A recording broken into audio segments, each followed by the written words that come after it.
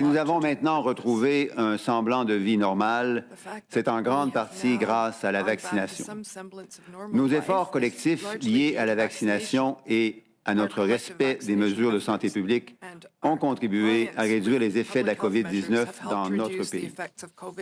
En fait, une étude publiée cette semaine dans le journal de l'Association médicale canadienne montre bien que le Canada s'en est remarquablement bien tiré tout au long de la pandémie, comparativement à 9 autres pays, pairs en ce qui concerne les taux de vaccination et les résultats pour la santé. Notre travail collectif et nos succès de vaccination 2 doses ont permis, en effet, de sauver des dizaines de milliers de vies et d'éviter des centaines de milliers d'hospitalisations. Néanmoins, il est évident que la COVID-19 est encore là et qu'elle restera avec nous pendant un certain temps. Continuer à nous protéger et à protéger les personnes les plus vulnérables autour de nous doit demeurer une priorité pour nous tous et toutes, d'où l'importance pour chacun d'entre nous de rester à jour dans notre vaccination. What exactly do we mean by up-to-date vaccination? Let me be very clear. Up-to-date means you've received your last dose in the past 9 months. Up-to-date means you've received your last dose in the past 9 months. If you've already received a first booster, that's great. And please see if you're eligible for a second or a third booster to remain up-to-date. But my message today, more specifically, is for those that haven't yet received their first booster. The immunity conferred by a primary series of 2 doses of vaccines administered in 2021 has now waned. While you might have gotten infected, risk is high you could get reinfected with all the downfall, including the risk of developing symptoms of long COVID. As health experts and physicians will tell you, it's critical that you go and get the shot that's waiting for you. Les études scientifiques sont claires. Scientific studies clearly show that our protection from the initial 2-dose vaccine decreases over time. Our immunity level evolves in a dynamic way as a function of time and variants. The virus evolves, and Omicron cruelly made us aware that we will never be fully vaccinated against COVID-19. Like the virus, our immunity also evolves, and Omicron made us understand that 2 doses are no longer enough. We have to maintain our vaccinations up to date. Fortunately, receiving a booster dose of against COVID-19 when recommended improves this protection. We now know that being up to date with your vaccinations means you can reduce your risks of transmission of infection of severe symptoms and your risks of developing long COVID. That's why it's essential that Canadians remain up to date with their vaccines. And what does being up to date mean? Being up to date with your vaccinations means that you've received your last dose during the last 9 months. If you've already received your first booster dose, congratulations. However, find out in order to see when or if and when you'll be eligible for a new dose. Canada's National Advisory Committee on Immunization, NACI, has strongly recommended that all people 18 years of age and older get a first booster dose 6 months after their initial vaccines. This applies even if you have previously had COVID-19. Keeping our vaccines up to date will provide us with important protection from the most severe impacts of COVID-19, protecting not only our health, but our healthcare workers and also our economy. We don't want to return to more restrictive public health measures, and luckily, thanks to science, we have an amazing tool that avoids that: vaccination. La vaccination fournit une Vaccination provides significant protection against the most serious effects of COVID-19, protecting not only our health, but also our healthcare system and our healthcare workers and our economy. We all want to avoid the return of restrictive public health measures. And thanks to scientific progress, we have the extraordinary opportunity to have a tool in order to avoid these restrictive measures, vaccination.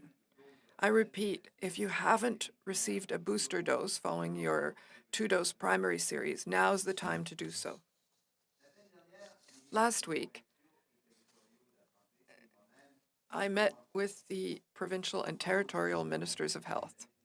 Together, we discussed the need for adopting a sustained and coordinated approach to encourage or to get everyone in Canada to receive the recommended doses of vaccine this fall, or foreseeing this fall. Yesterday, the National Advisory Committee on Immunization released its draft guidance for planning a fall 2022 COVID-19 vaccine booster program in Canada. This is an important document for supporting provinces and territories in planning their immunization programs, and I thank the NACI for its valuable work.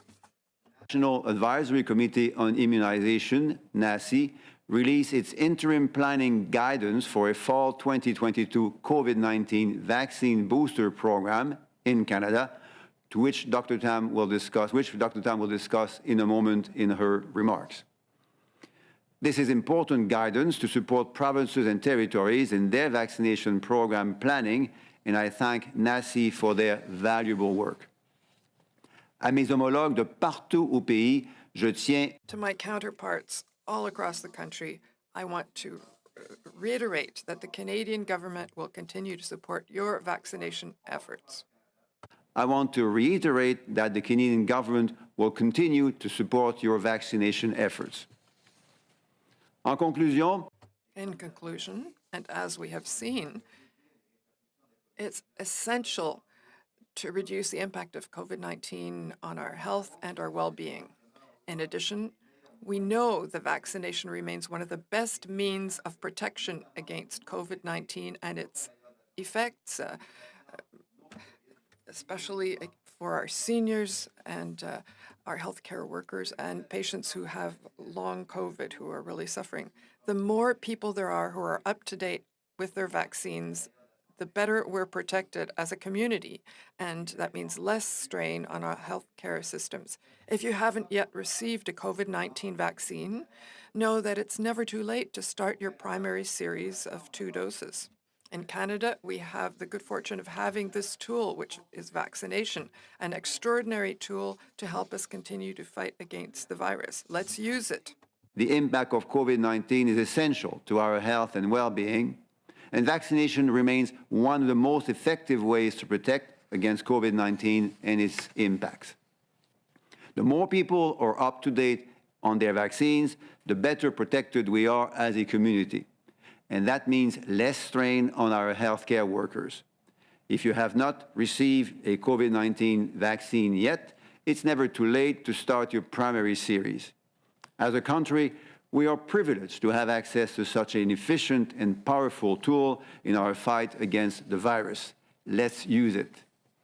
Maintenant, je cède la parole à l'administratrice.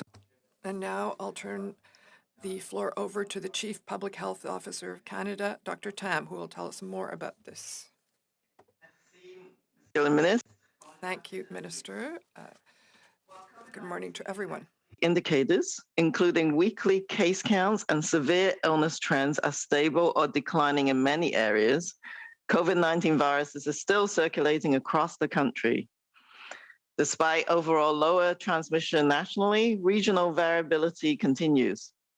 Most recently, some areas are reporting increases in disease activity indicators, such as lab test positivity and wastewater signals. In addition, the proportion of Omicron sublineage variants BA4 and particularly BA5 is increasing among sequence variants in Canada.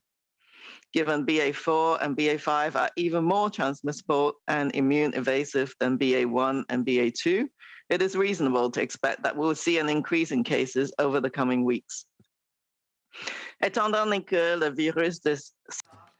Given that the SARS-CoV-2 virus continues to circulate worldwide and that new variants are emerging and spreading, We must remain vigilant and be prepared for resurgence in the weeks and months ahead. It is vitally important that you continue to receive all COVID-19 vaccine doses for which you're eligible, including booster doses. Remaining up to date with your vaccination is really the foundation of our protection individually and collectively to help reduce the spread that leads to resurgence and to significantly lower the risk of hospitalization and death due to COVID-19.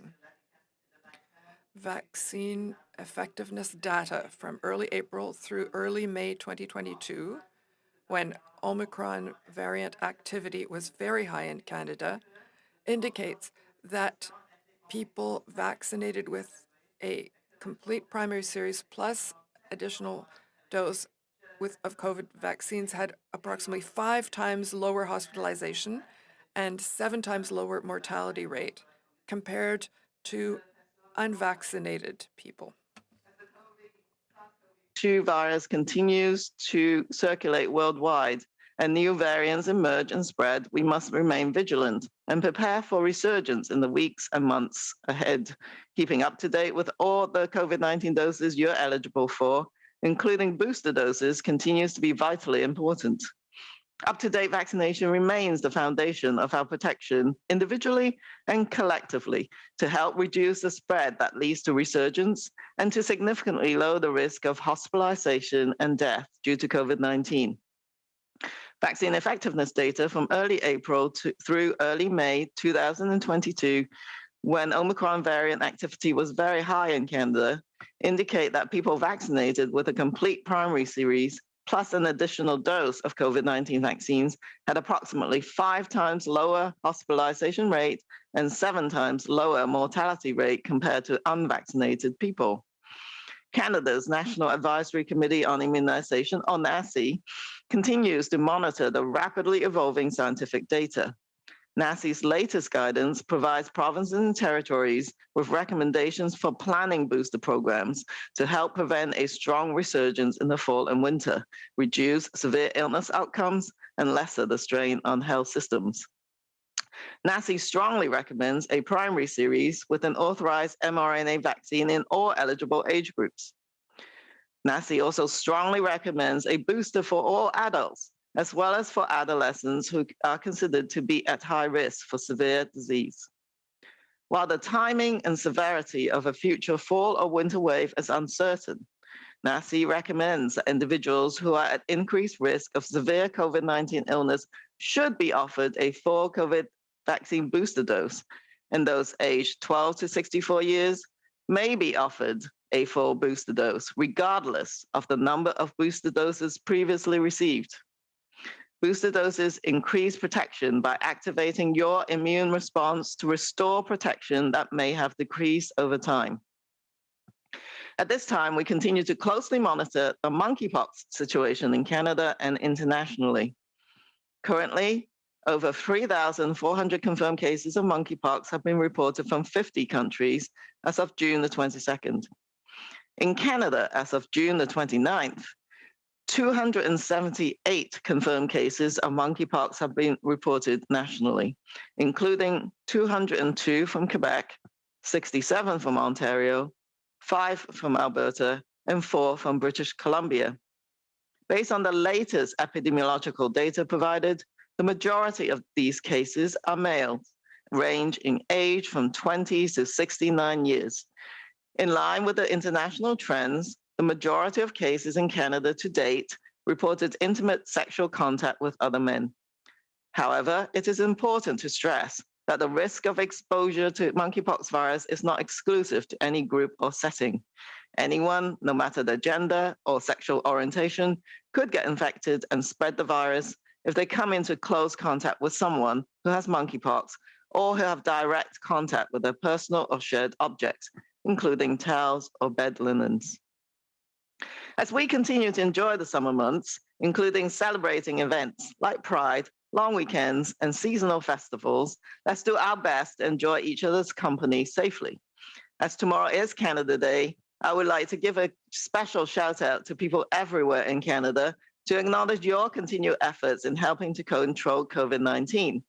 Thanks to our collective action, including achieving amongst the highest vaccine coverage in the world and continuing to adhere to public health measures to reduce spread, it is estimated that hundreds of thousands of lives were saved in our country alone. Our challenge now is to sustain the gains we have made while not losing sight of the continuing threat of COVID-19 to our health. Many of the preventive actions and good personal protective habits we have honed over more than 2 years of managing COVID-19 can also reduce your risk of getting infected and spreading other diseases, including monkeypox.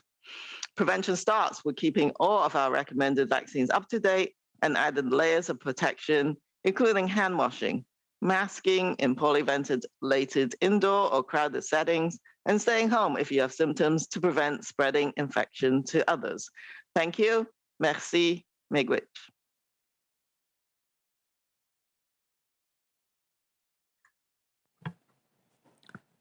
Thank you. I think it's time to turn to some questions. On va commencer dans la salle avec Olivier Ferrand, procès TVA. Merci. Oui, bonjour, la question est pour... Yes, hello, my question is for Minister Duclos. You have talked about update vaccination and you're emphasizing 9 months after the last dose. I'm wondering if you're preparing for return to some mandatory requirements or requirements for vaccination this fall. Well, the first thing is to recognize that so far we've done very well in COVID-19. And secondly, we have to continue to fight against COVID-19 because experts are telling us, and we understand that COVID-19 will be with us for a certain period of time. And thirdly, that in order to do it, we have to be up to date with our vaccine status. We heard at the beginning of the pandemic, people were talking about being fully vaccinated. Well, fully vaccinated no longer works. 2 doses is not enough. That's why we're talking about being up to date in our vaccination. So it's normalizing the situation when we talk about our vaccine status and protection against COVID-19. So we want encouraging people to be constantly up to date. And that's why 9 months was the length of time chosen to guide people in order to do what they have to do in the time, also to guide the Canadian government in its relationships with its provinces and territories. Over the last few days, I had very good discussions with my Minister of Health colleagues in the country, and we know that over the next few weeks, people are going to take vacations. Canadians and Québécois want to rest, so we want to take advantage of summer. But over these next few weeks, the government and officials will be working very hard to prepare the end of summer and early fall vaccination campaign in order that we can be ready and ready for what we know to be the case, that COVID-19 will be still will be with us over the next months. And that will guide the Canadian efforts. So I'm trying to understand, you're talking about encouraging vaccination. So are you eliminating the returning vaccination requirements? Because even though we don't have any now, there are demonstrators coming today because they're afraid of the return of certain measures. What message do you have for those people? Well, it's a message of really holding together, fighting together. Really, we're in the same convoy to fight against COVID that's had horrible effects on the economy and all over on the health of Canadians. 40,000 Canadians died. Many were hospitalized. Hundreds of thousands of people have symptoms of long COVID. There are families who are grieving, families who lost a lot during the COVID-19 period. So we're all united. We're all in the same boat, and we want to get ready for the fall. And that really is based on an updated vaccination that's based on this 9-month period. If we received a vaccination during the last 9 months, we're up to date. If we're ready for a booster shot, first or second booster shot, well, we should go get it. In the provinces, the rules are well known. So if we're eligible for booster, we go and get it. And if we didn't receive a booster dose in the past 9 months and we received our second dose a long time ago, well, we go and get the third dose because it's important in order to protect ourselves. Right, we're going from Olivier to Oliver. I believe we have Annie Bergeron, Oliver from CTV on the line. Please go ahead.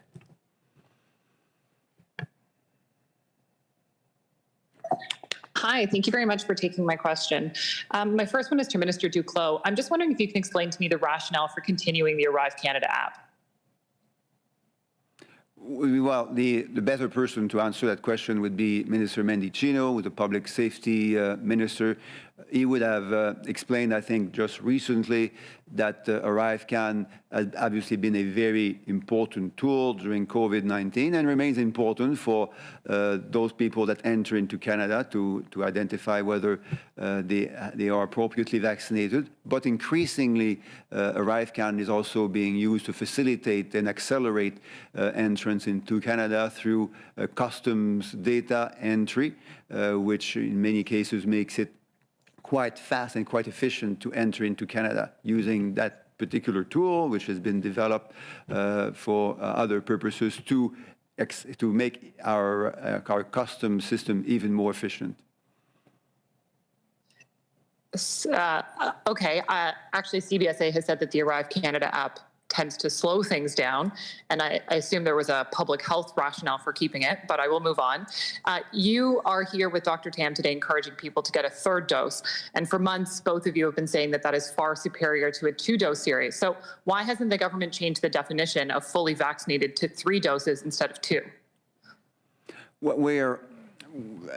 We want to build on the success that we've had with 2 doses. Dr. Tam spoke to that earlier.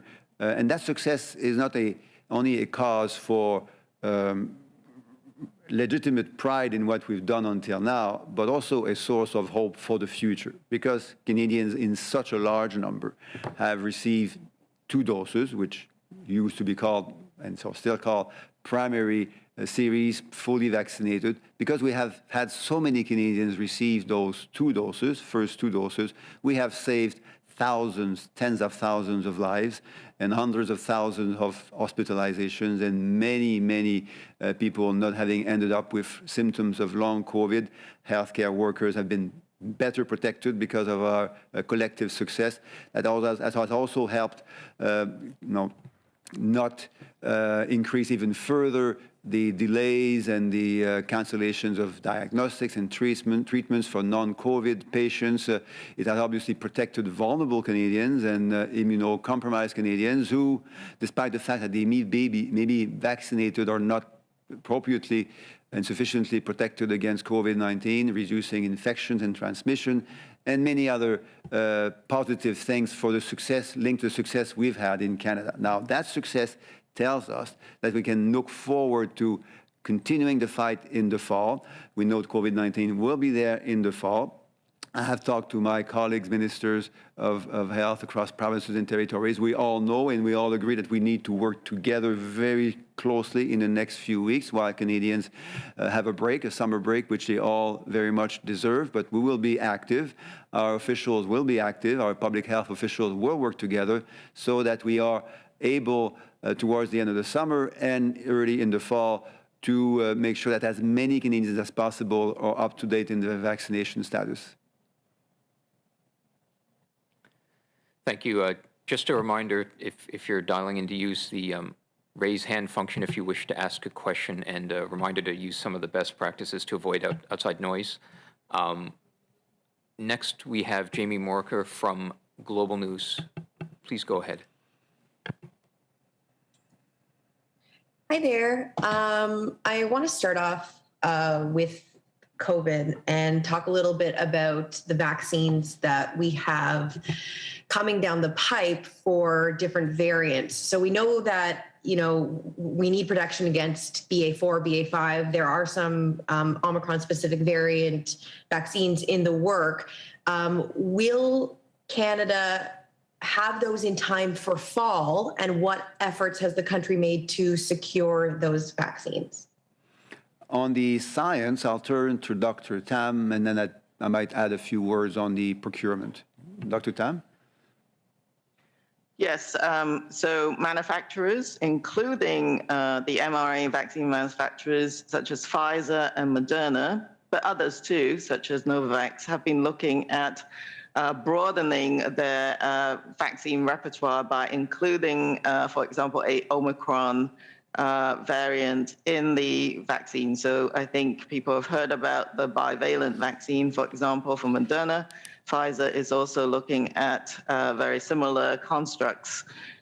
You've probably heard about in the United States, the deliberations of the FDA, the advisory committee that advises the FDA. So I think the first step is that we need the data from the companies, and some of them have been released in their media or briefing materials, but we need them submitted to the regulatory authorities. And that hasn't occurred as yet in Canada, but we hope that they will submit those to Health Canada as soon as possible. But there is a very important discussion, I think, on the regulatory front. How do we shift strains, and how do we look at the benchmarks for superiority of those strains compared to the existing ones? So Canada will, of course, evaluate those vaccines as they come on board. And the timing is interesting, and that's why I wanted to sort of explain the process, is that I think manufacturers have been working on like a BA.1 Omicron variant bivalent vaccine. Some may be working on BA.4 and 5, but that hasn't been as readily available in terms of data. And the timing then of the availability of the vaccines are dependent on that. Those steps being done as quickly as possible and safely as possible. So, we don't know as yet, I guess is what I'm saying, but people are working really fast. I do have to say that, just to reiterate, that the current vaccine is still very effective against particularly serious outcomes and deaths. And so getting that booster and using that at the beginning of the fall campaign is something that can be done while waiting for the results of the other vaccines. I do think that right now, broadening, looking at ways to broaden that immune coverage and our immune response would be a very important objective.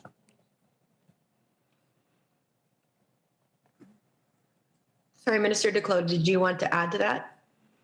Yeah, I'll just add briefly that we being the government, and Minister Tassi in particular being the minister responsible for procurement, we're very actively working with companies, Moderna and Pfizer in particular, to be ready if we need to be ready with the purchase and delivery of these new formulations.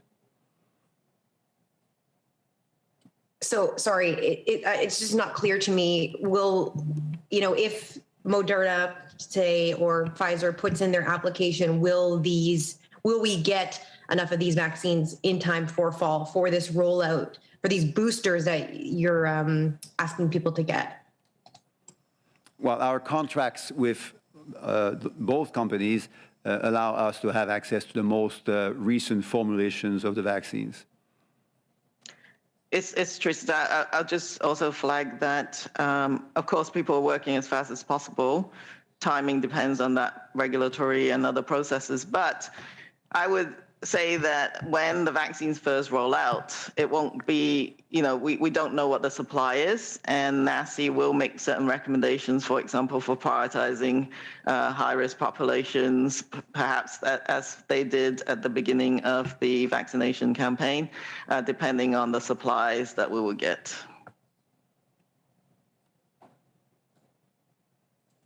Thank you so much. Am I able to ask a second question? Do I have time, Matthew? Yes, please go ahead. Okay. I just wanted to clarify as well, we're talking about not being fully vaccinated or not being considered fully vaccinated, whatever the language you want to use is, after that 9-month mark and getting a booster dose. I know, Dr. Tam, in the past, you have mentioned that, after 6 months is when that immunity can really start to wane and potentially even before. Can you just clarify a little bit about how we landed on that 9 month? And Minister Duclos, can you be very clear? Will you be changing the, what is considered fully vaccinated, the definition of what is considered fully vaccinated? I think people really just want to know, will that be changed to include a booster dose, or can we be certain that that won't change? We'll turn first to Dr. Tam for the timing, the different number of months to which you alluded, and then I'll say a few words at the end on up-to-date vaccination. Yeah, so from the National Advisory Committee on Immunizations perspective, they recommend an interval of 6 months between that second dose and the booster, that first booster dose. But provinces can also, depending on the epidemiology and context, shift that to shorter timeframes, and some of them did. People can also wait 3 months after they got infected to get the booster shots. So even after infection, it's recommended you get that booster. And so I think what Minister Duclos was trying to clarify was that if there was a definition of up to date for administrative purposes, having that 6 months plus giving people room for, if they had an infection, to have waited that 3 month time frame, that is how that 9 months was arrived at. But really, if you haven't had your booster within that 6 month time frame, you can get it now. And that's the point. No, it's about up-to-date vaccination or up-to-date vaccinated. So we all want to ask ourselves whether we are up-to-date in terms of our vaccinations. And to be up-to-date means that we've had a dose of vaccine in the last 9 months. Now, 9 months exactly for the purpose Dr. Tam mentioned. NACI recommends 6 months. So after 6 months, you should be receiving your third dose if you've had your 2 doses. But then you may need a bit more time just to get an appointment. And if you've been recently infected, you might not want to receive that additional dose right away. So 9 months seems to be a reasonable time for people to be expected to be receiving their additional dose and therefore to keep being up to date. And by the way, if I may add, about 60% of adults currently would have had a third dose, so they would be considered to be up to date in that particular sense. But that means that another 30% or 40% of adults would not be up to date as of now. So that's why in the next few weeks we will be working with provinces and territories to make it easier and to encourage all those Canadians to be receiving their third dose and to give them the level of protection that a third dose would provide, given what experts tell us. Now, I would also say that as we do that, we'll be able to catch up with some of for the fact that we are behind most other G7 countries in our rates of third doses, and we shouldn't be behind because we've been ahead of all those other countries with 2 doses. So we know that we have the capacity and the ability to do better, and we'll do better because we'll be working together. Thank you. One last reminder to use the raise hand function for the reporters who may be interested in a question on the line. Meantime, while we check on that, Dr. Tam, I recall your Twitter account had a message several months ago on, how to speak to people in an empathetic way regarding health concerns. As we go into the Family Day long weekend, Canadians may encounter people who have different views on public health and what they're supposed to do. I'm wondering if you can give us some comments, or perhaps you as well, Minister, about, how do Canadians talk to each other about health issues that have become difficult or divisive, or people have other concerns? Yeah, maybe I would start, and this is, I think it speaks to the strength of Canada, and as laid out in one of the recent publications in the Canadian Medical Association Journal, we actually did quite well compared to other similar countries, and that's because of cohesion within our communities. And adults 18 plus, 90% of them got 2 doses of vaccine and are doing quite well, and great effort at 60% on the 3rd dose. We want to support them to sort of make that better. So I think on the whole, Canadians have done really amazingly well in both following the public health advice. So it is difficult, and it happens in family situations or other settings where people do disagree on different views.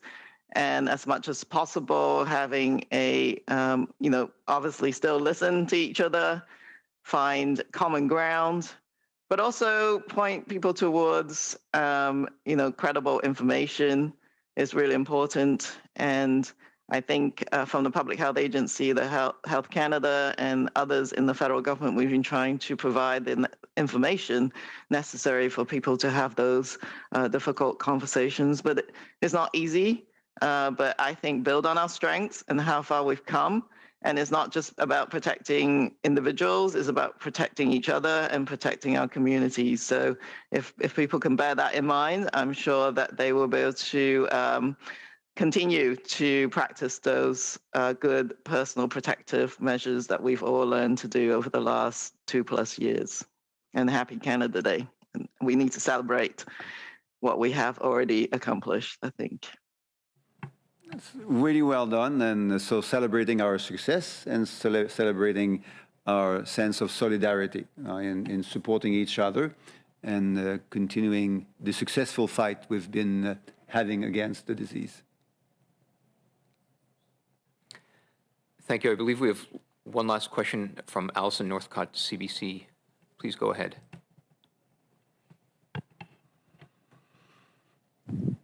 Hi, I'm just wondering what you would say to Canadians who might be wanting to wait for those more specific targeted vaccines that are in development before they go and get a booster, knowing that that might be on the horizon. Yes, it's Teresa Tim. I'll start, and we actually have Dr. Matt Tunis, who's on a call to support us from the NACI perspective as well. I think for now, we are still waiting for the regulatory process and looking at how much benefit the bivalent vaccines, for example, would provide. And they may provide some marginal benefits, and we need to sort of get a handle on that. But for now, we do know that the vaccines that we have can boost protection, particularly in the period of time soon after vaccination against infection, as well as actually quite enduring protection still against severe outcomes.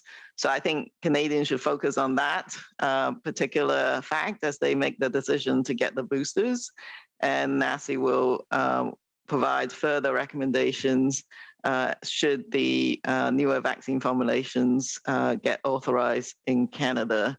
But I think depending on your local epidemiology, as cases go up, like BA4 and BA5, as indicated in some areas of Canada, getting that booster, if you haven't had it now, would be quite important, in particular going into the fall. So I think I would leave it at that, and I don't know if Dr. Tunis has anything else. Yeah. Thanks, Dr. Tam. I would add that from the NACI statement, the committee continues to strongly recommend that the first booster dose be offered for those 18 and over or adolescents at high risk of infection, as Dr. Tam mentioned in her opening remarks.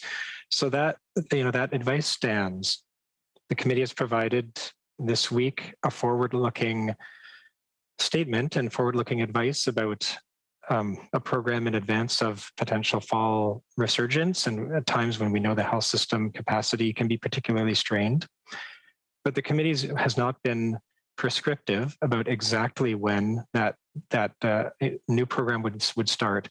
And the committee advises in their recommendations that individuals should be listening to their local public health authorities about when exactly the right time will be to take that new booster dose. So we know that jurisdictions have variable epidemiology across the country and might have slightly different start dates to when they launch that fall booster program, and that's acknowledged and appreciated by the committee.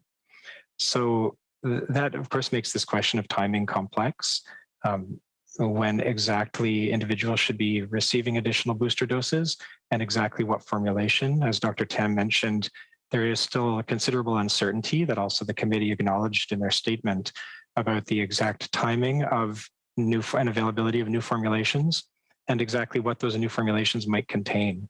So as that's being worked through with regulators over the summer, which does take time, right? That once, for example, Moderna or Pfizer submit those data, the regulator needs to do their due diligence and is going to conduct that full regulatory assessment in Canada. So that will take time as we work through that.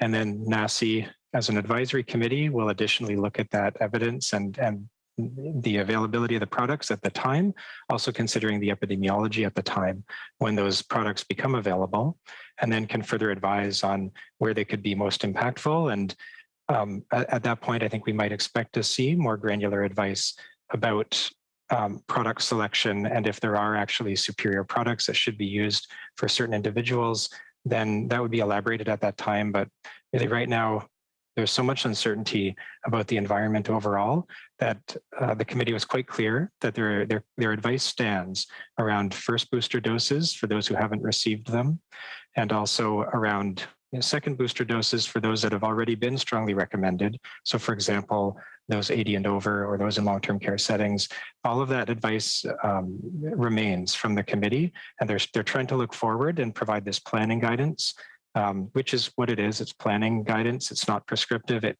as much as we would like it to be possible, even the committee is unable to predict exactly how the future will unfold. So they're providing us with the best advice at the time to look forward to that future potential reality of additional products and also additional epidemiological concern in the fall.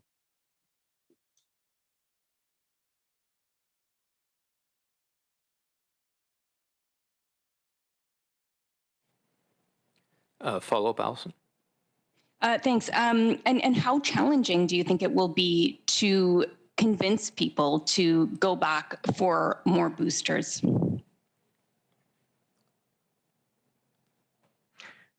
It's Teresa. Maybe I will try and answer that question. It can be quite challenging, but as we said, even 60% third dose is actually quite a good effort. We just need to understand why the rest of the adult population who got 2 doses didn't get their third. And I think we have some details as to why they're not getting that third dose. So for example, I think some people were wondering whether if they just got infected, why should they get that third dose? And so I think the NACI recommendation, I'm trying to explain to people why, even infection-related immunity, particularly as it pertains to Omicron, could wane over time. Getting that boost is important, as NACI had recommended. And there may be other reasons as well. So we've got to be, as well as accelerating broad-based campaigns, is actually continue to do those more targeted community-led efforts that tries to understand why people are not taking up the vaccine as much as possible. But I think to date, Canadians have followed advice. If we explain to them that, in fact, protection from the vaccine could wane over time, the virus is changing, and it's important to, ahead of a respiratory virus season, which I think many people do understand, like influenza and other viruses, they can be very much encouraged to get vaccinated. Having access, as we all know, making it easy for people to make healthy choices is very important. So all of those things that we did so amazingly well can be leveraged for the booster campaign. One thing that I'm quite encouraged is that a lot of provinces are also supporting pharmacists at giving out vaccines, and that increases access, of course, in different communities. And you can get those even without a public health clinic there are many communities where access can now be done with pharmacies. And so I think it's an all-out effort using multiple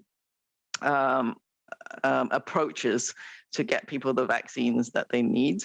And the Public Health Agency, the federal government, will continue to fund community-based projects that increases awareness, education, as well as supporting decision-making from leaders and credible voices in those communities. And I would add, it's, as Dr. Tam just said, it's about making it easy to understand and making it easy to do. So first, understand, so a clear language. The 9 months is very clear and will help people understand why up-to-date is the right way to think about vaccination now. Now, fully vaccinated makes no sense now, so it's about up-to-date. So am I up-to-date in my vaccination? Have I received a vaccine in the last 9 months? And if not, then am I eligible to receive a new dose of vaccines? And then add easiness to access, as Dr. Tam said really well. It's about ease of access, and for particular communities, that's very key. You know, for more marginalized, more remote communities in particular, access is key. And many Canadians are very willing to have to be up to date, and will be very willing to be up to date, but they will require their governments to make it relatively easy and as easy as possible to access vaccination. Thank you. We've had one other question come in. Cassandra Skoslarski, Canadian Press. Please go ahead. Hello, can you hear me? We were just wondering about monkeypox.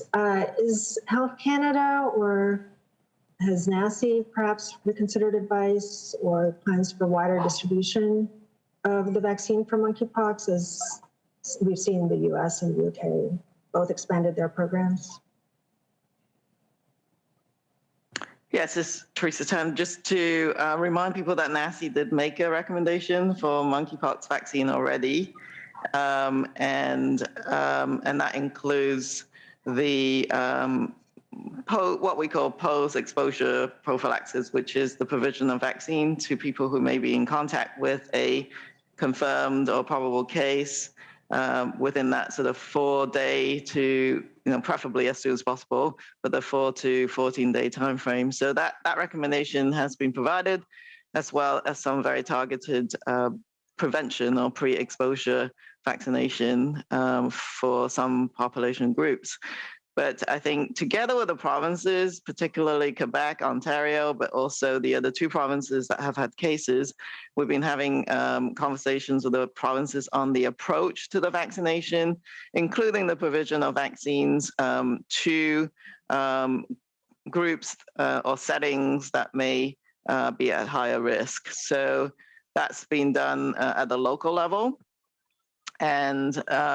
And the supply comes from the Public Health Agency's National Emergency Stockpile System.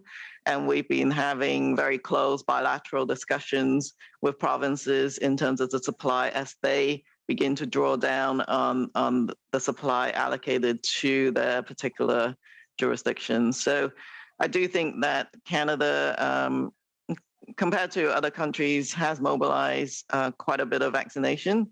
And I'm hoping that we can draw some evaluations and lessons learned from that, our current experience as well. That's really important.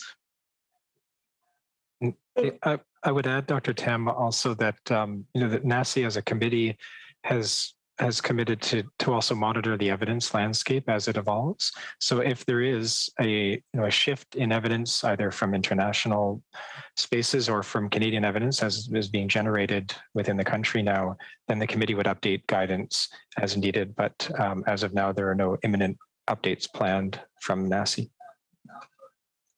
Thank you. Well, as a follow-up, Dr. Tam, on supply that you mentioned, can you provide numbers on how many doses of the vaccine for monkeypox we have available? We just don't generally comment on what's in the stockpile, but all to say is that the provinces that are carrying out vaccination have what they need. And I believe, Quebec has been quite active, and they've been providing vaccines, I think now to over 7,000 people. And in Ontario, they're also been escalating their efforts. And I think in that province, I don't have the number right in front of me, but maybe around 5,000 or so. So, and they have what they need for now, but we're maintaining close contact with them as they make progress. And we're, of course, and I think that's public information, Minister may or may not wish to comment on it, and of course there is continuing discussions and contract negotiations with Bavarian Nordic, the manufacturer, to access more.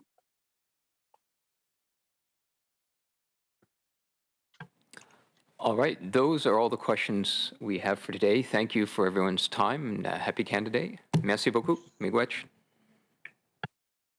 Thank you.